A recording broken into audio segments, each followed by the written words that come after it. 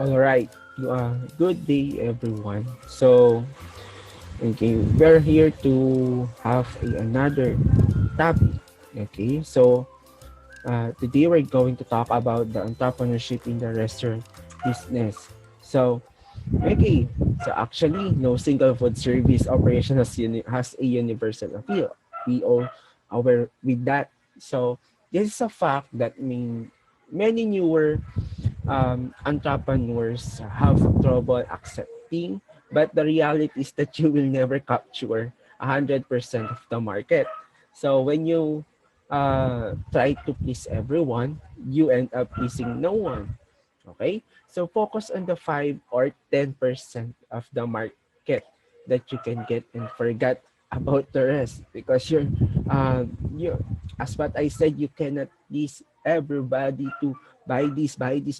Oh, hey, bro, can you buy this for me? So you can please everyone.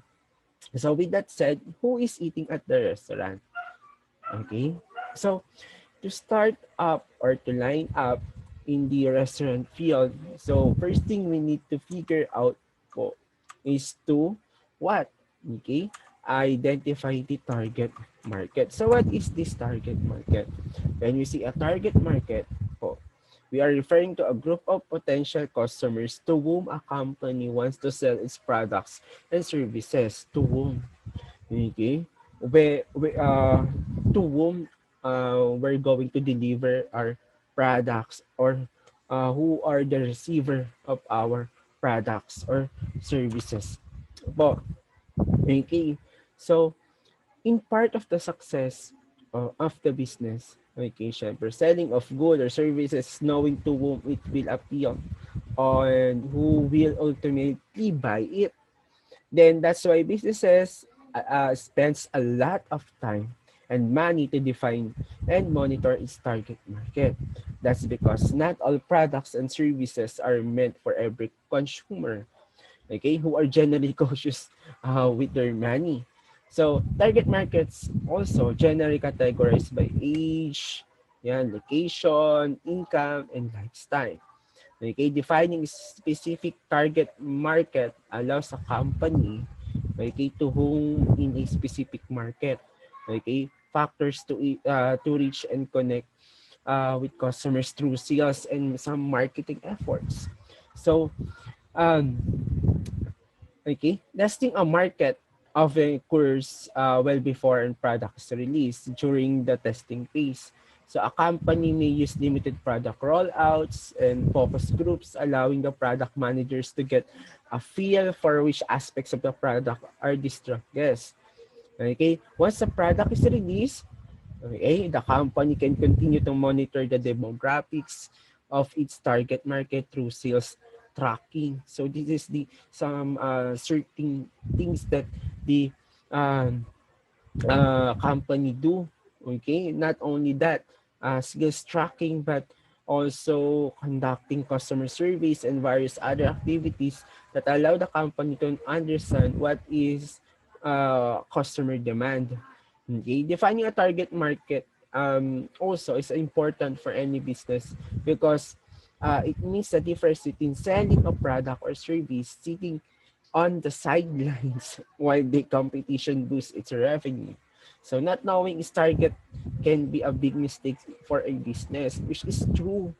Okay, if you don't know your market, okay, it might nearly fail your business. So trying to rustle new clients or customers without knowing who it will target can cost the business a lot of time and money.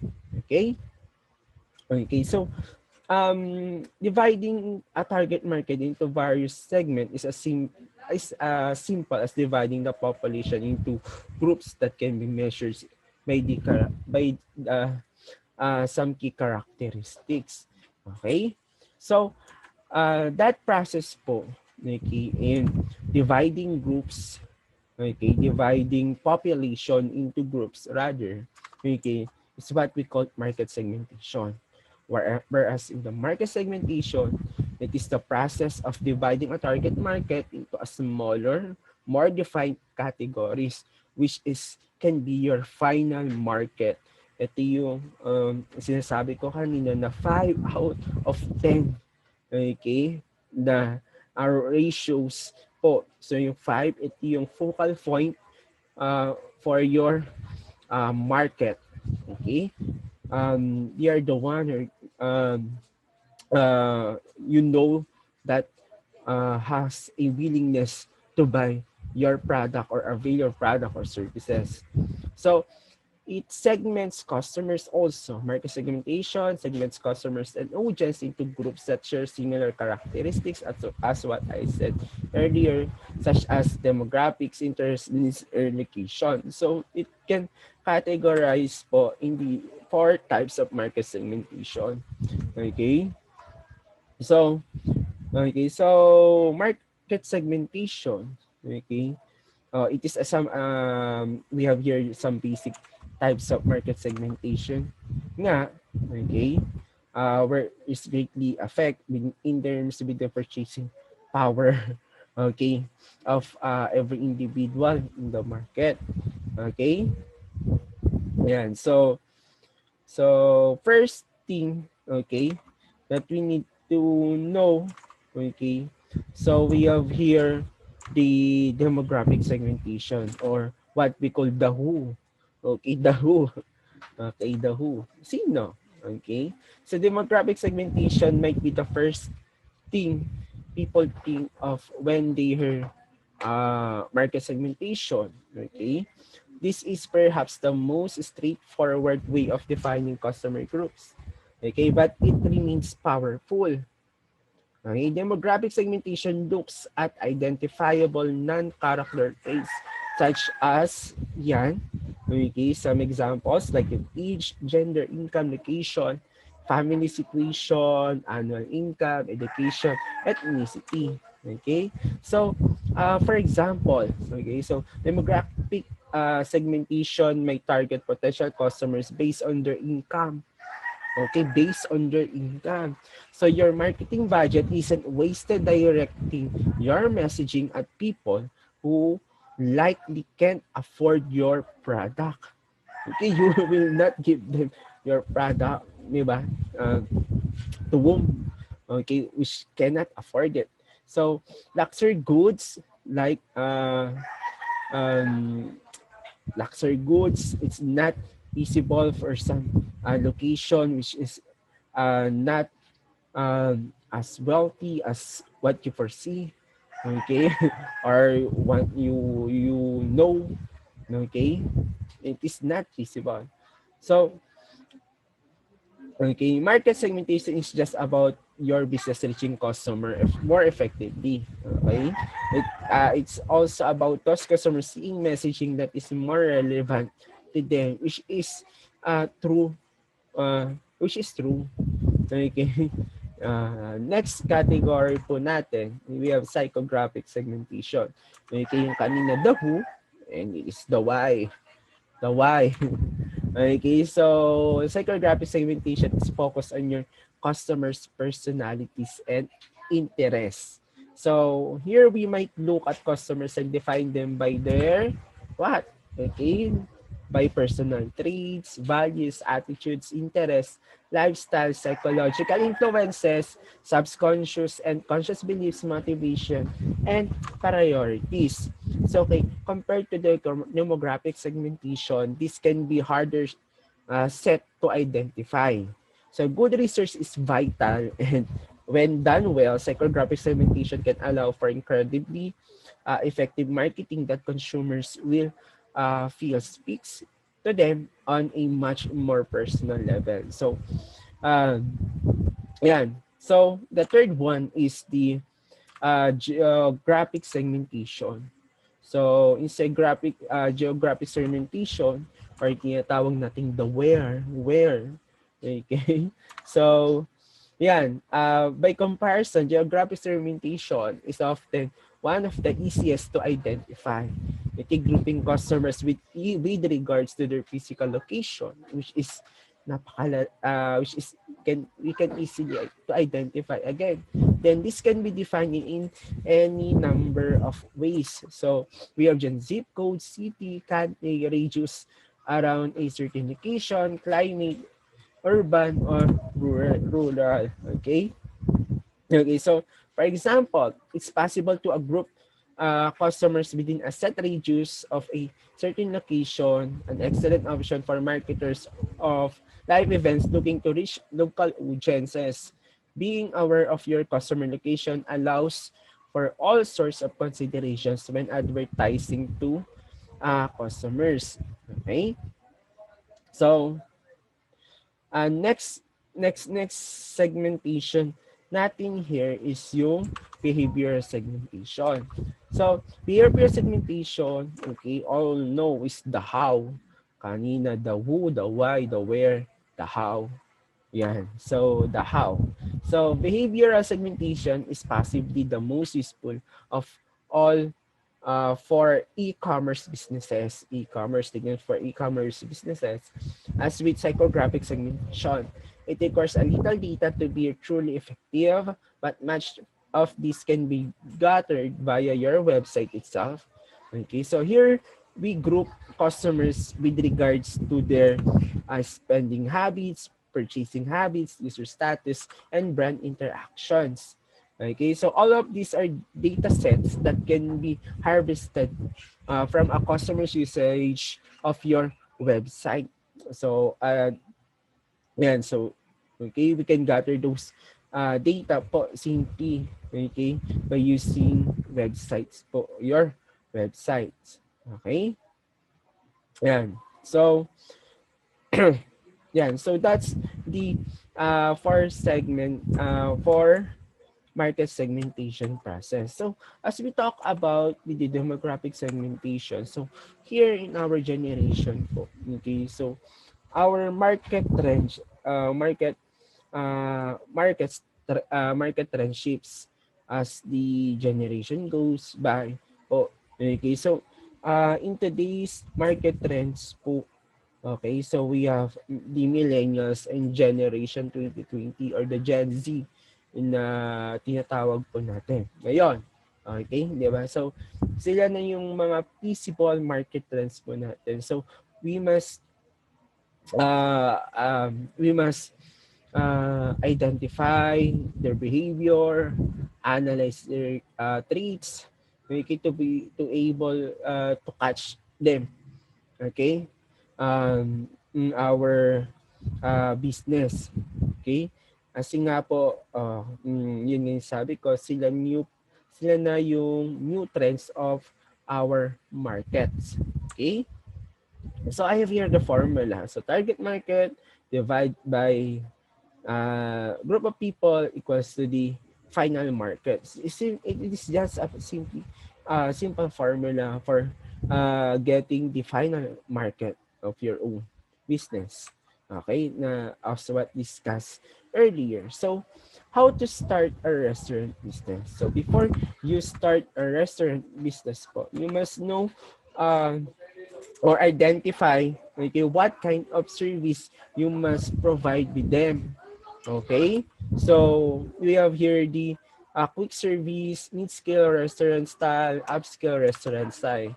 So sa okay, in quick service restaurants are also known as fast food restaurants.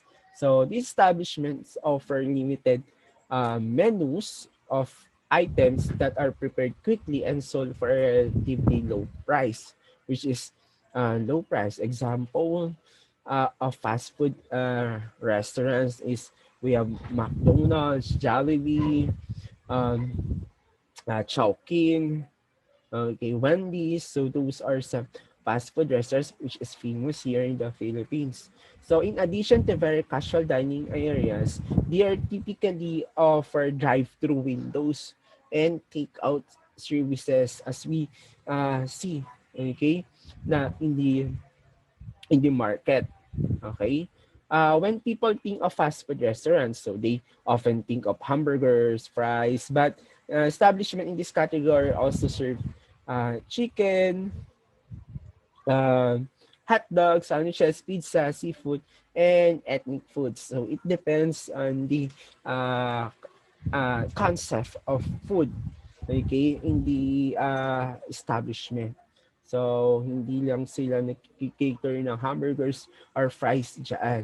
Okay, so next natin dyan, so next in line, we have mid-scale restaurants. So, as the name implies, occupy the middle ground between quick service and upscale restaurant. So they offer full meals but charge prices that customers perceive as providing a good value. Okay, so mid-scale restaurant offer a range of limited and full-service operations. In a full-service restaurant, patrons place and receive their orders at their tables. In a limited service operation, patrons order their food at a counter and then receive their meals at their tables. Okay, so that's with the mid-scale restaurant. So when it comes to my upscale restaurant po, so they are offer full table service and do not necessarily promote their meals as offering great value. They focus on the quality of their cuisine, okay, unlike middle-scale restaurant or quick service restaurants po. Yan. So, and the ambience of their facilities. So the fine dining establishments are at the highest end of the upscale restaurant category and charge the highest prices po. Okay? And so if you're going to start up a restaurant, so you need to identify first, okay, what kind of restaurant service style you're going to uh, set, okay, in the restaurant itself, okay. Moving through in identifying your target market, which is the first essential thing also that you need to know, okay, before you start this kind of restaurant. Okay, so selecting a food concept. Okay, selecting a food concept. Okay, okay. Uh, okay, so some restaurant patrons in nga, so want to be delighted with their dining experience, but they don't necessarily want to be surprised. Okay, if you're anticipating a family-style steakhouse, but you find yourself in a more formal environment with a bewildering and pricey gourmet menu, okay, the surprise may keep you from enjoying the restaurant. So concepts give restaurateurs a way to let patrons or the customers know in advance what to expect and also to provide some structure for their operation. Okay, which is true. Okay, if you have a concept or style, okay, when it comes to food, okay, the customer will know what food they did uh to expect on you. Okay, for example, pizza parlor, so they're expecting more pizza, more fun in the pizzas. Okay, so they didn't accept burger, fries, or something like that, so they are expecting more pizza. Okay, some examples. So here are some of the more popular restaurant concepts or food concept po, okay, that you might do or have a to have an idea, okay, to put up a restaurant business. Yun nga. So first, so we have here the seafood. Okay, the steak houses, we can have a kind of family style restaurant, a casual dining restaurant, ethnic restaurants, a pizzeria. So as what I've been example uh, kanina, okay? Then sandwich shop or delicatessen, coffee house, and bakery. So those are some food concepts, okay, that are popular food concepts po, okay, to start up, okay, in the restaurant businesses po, okay? Then also we have yan, okay, working in a restaurant. So actually, leading graciously with customers and playing the role of an elegant host are only part of a restaurateur's many duties. So food services business operators spend most of their time developing menus, yan, ordering inventory and supplies, managing personnel, creating and implementing marketing campaigns, making sure their operations is in compliance with a myriad of local, state, and federal regulations.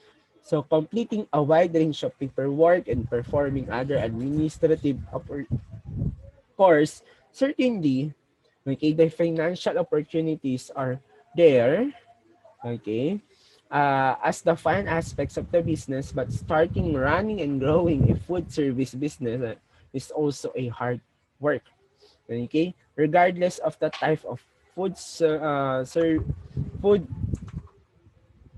service business you intend to start. Okay, the best way to learn the ropes is to work for a similar operation for a while before striking out on your own. Doing so will give you significant insight into the realities and logistics of the business. So successful restaurateurs agree that the best preparation for owning a restaurant is to work in someone else's first.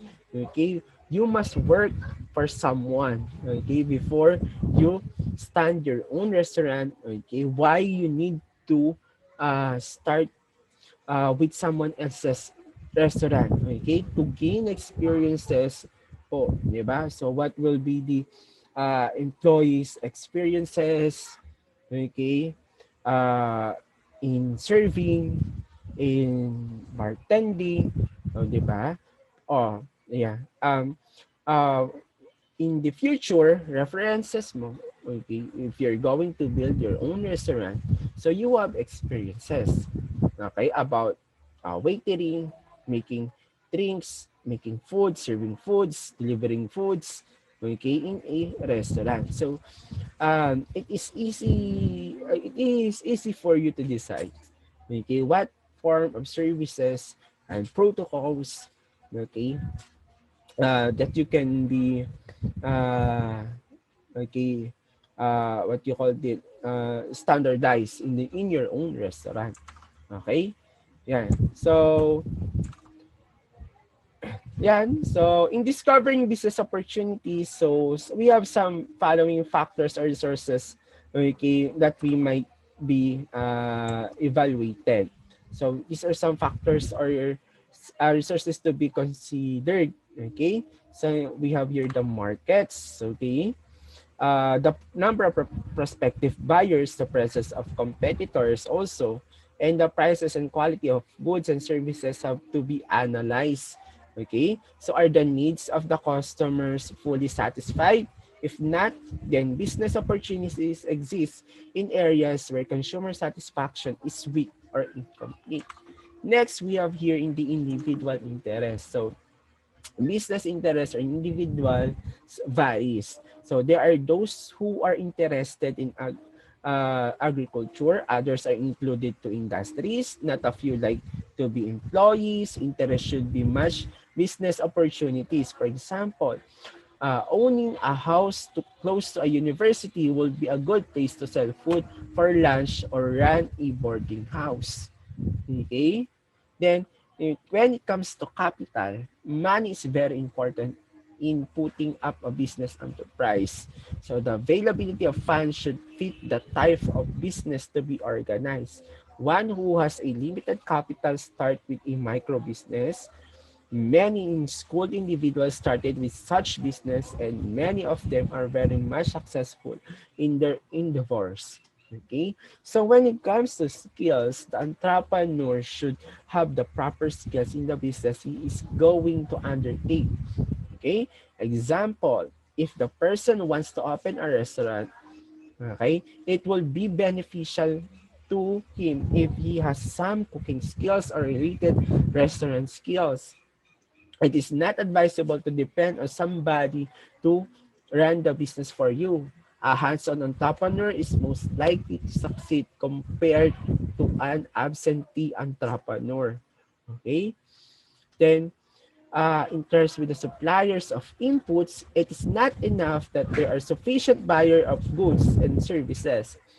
It is equally important that there are steady suppliers of raw materials and other inputs of the business. Obviously, if there are no materials to be used in production, a businessman has nothing to produce and sell.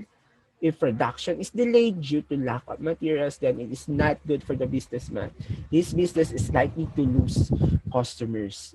Okay? In terms with the manpower, the success of any business enterprise primarily depends on the efficiency of its employees. In putting up a business, make sure that experts or trained personnel are available. This is an essential requirement to make the business feasible. Okay? So, technology. So tastes and preferences are not permanent. They are heavily influenced by innovations, and innovations are the product of technology. New products and new services represent improvement which are intended to improve customer satisfaction. Entrepreneurs should be aware of the presence of technology to improve their products or services. Okay? So, that's it.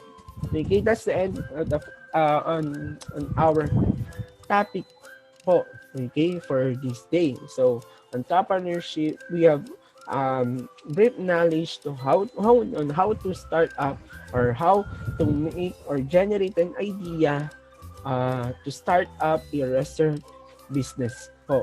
Okay, so I'm I leave these quotations with you. Always make the audience suffer as much as possible. By Alfred H. Okay. Yan. So, thank you and God bless. Bye.